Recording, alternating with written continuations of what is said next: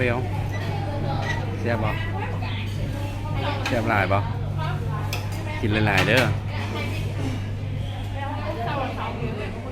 อยู่นี่เด้เป็นอะไรแซ่บบ่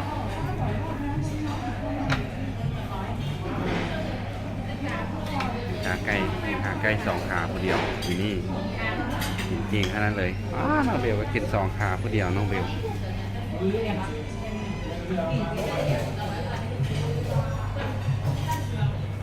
จ่าได้แซ่บบ่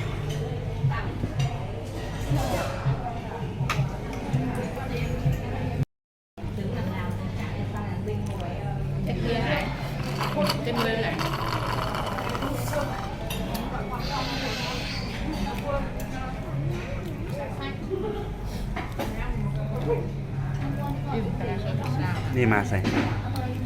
มากินแต่พิซซ่ายังบ่มาเนาะยังมีแต่อาหารว่างแบบนี้เนาะพิซซ่ายังบ่แล้ว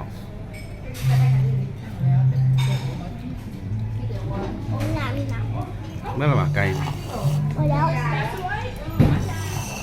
กินเพลงเนาะน้ำก็เมื่อละแล้วน้ำเติมน้ำแป๊บซี่แล้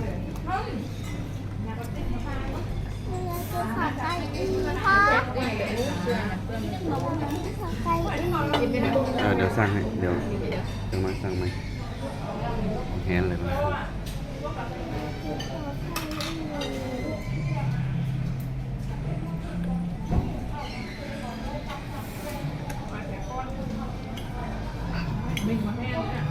สามารถ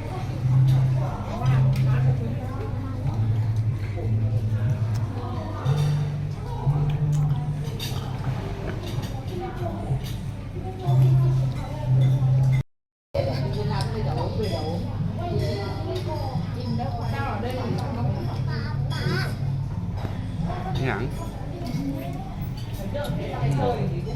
ย่ำมีเหรอเอาพี่สายมาจะเอาพี่สายลูกกินให้มันเบิดทันอย่างบักหลาย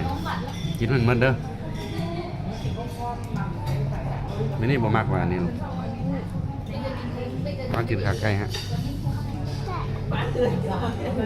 โอ้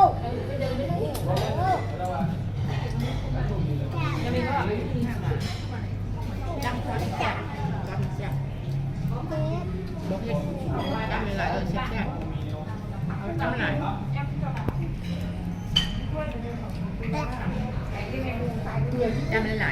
ยมันบ่เผ็ดลูกบ่เผ็ดมันเป็นตอสซื่อๆกินเลย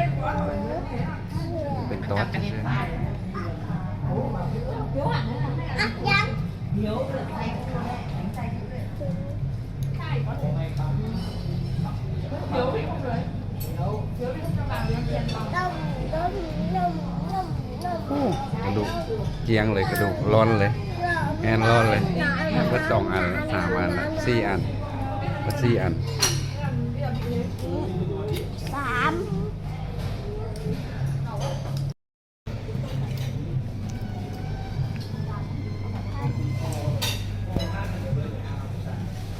ว้าวมาแล้วหน้าอย่างหน้าเบคอนใช่ปะหน้าเบคอนชีสเน้นๆหน้าเบคอนชีสเน้นๆ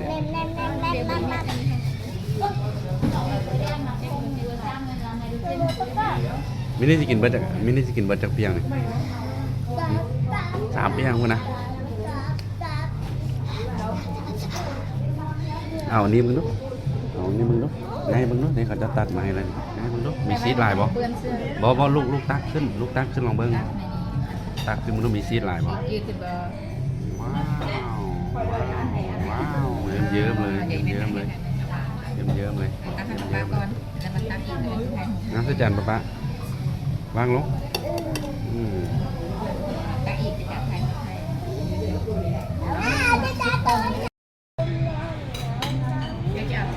แซ่บบ่มินี่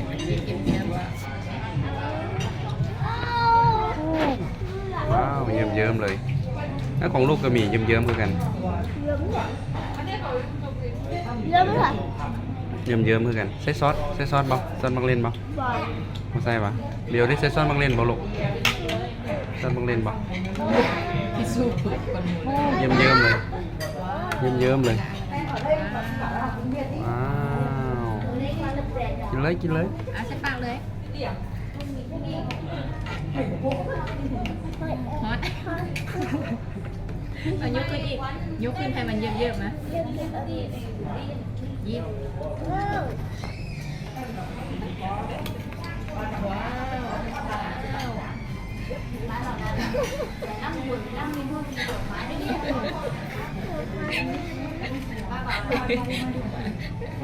ซีดบอกเบิดดึงเอาดึงเอาดึงเอากินจนมันเบิดมันเด้อ ดูได้เลย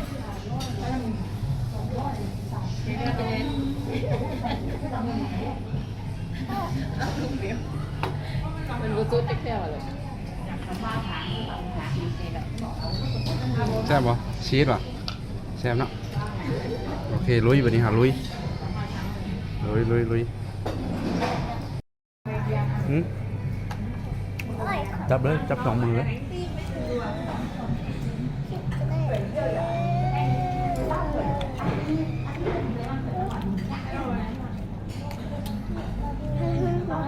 หืมมันจะบอกมันบอลลูกเบียงนะเบียงนี่มันบอก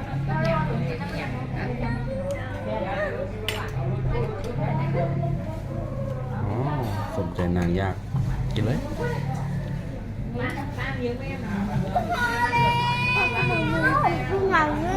เนี่ย มาคือมันมีซื้ออย่างเงี้ย เอาชีสมันก็จะเอาใส่ยานเลย กูอยากกินเลย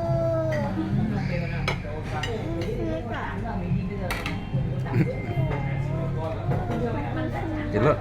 ได้กินอยุ่นำมือลูกให้บักหลายเนาะจะเอาให้เอา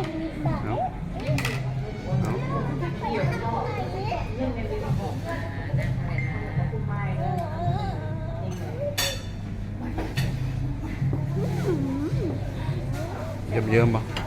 กินเยิ้มๆบ่เซ็ตซีดหวาน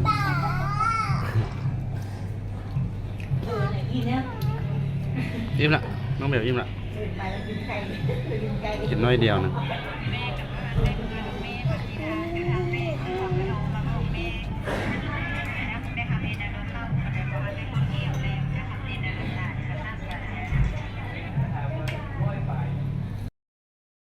ไม่นี่อิ่มแล้วมาลูกอิ่มละอ๋อกินพิซซ่ากินแต่แบบนี้กินแต่ไส้กรอกเหลือแต่แป้งคน ปะ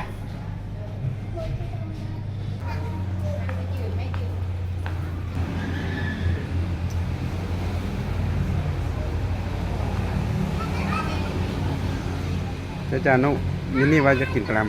โอ้ยกินไข่โคกินเอายืดไม่ยืดคนละครึ่ง1 2มินิที่ขาหน้านี่ มืดเนาะจะใส่ไฟแบบกระแจงเยี่ยมแล้วป่ะมินนี่